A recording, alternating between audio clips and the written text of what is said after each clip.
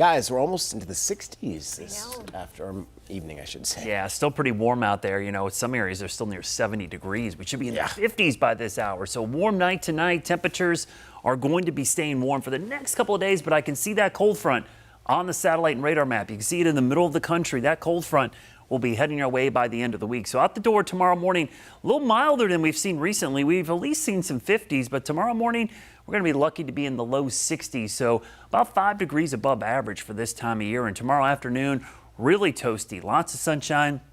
Temperatures back into the mid 80s. Certainly a mild afternoon tomorrow as temperatures for the 6th consecutive day will be in the mid 80s. Leaf color, it's not really popping that much right now compared to where it should be. We should be starting to see at least high and peak levels above about 4,500 feet. That could change this weekend thanks to that cold front, which is only going to bring us cool air. There's just no moisture ahead of this front. Now, typically when we get a lot of rain with a frontal system, we see a big influx of tropical moisture. Trust me, there's moisture out there. The warm water in the Atlantic and the Gulf of Mexico is still there. The problem is the flow is never really coming from that direction to kind of soak the atmosphere up before this front gets here to squeeze it out. So it's like a dry sponge. That front has nothing to squeeze out.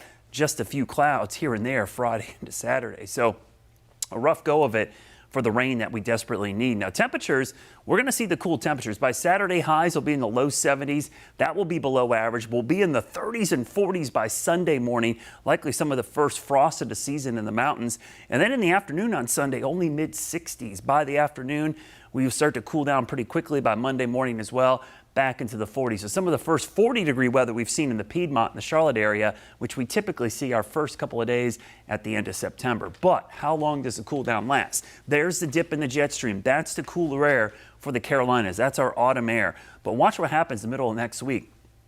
That trough dig kind of moves out of here, and we start to see the ridge build back, which means temperatures start to warm back up. So when we look at your Guy Roofing 7-day forecast, lots of warm air here. There's our dip in the temperatures for the weekend, and notice the morning lows back into the 40s. So really nice weather for the Roll 400. But as we go into next week, those temperatures start to ramp back up. Not as warm as this week, but still slightly above average.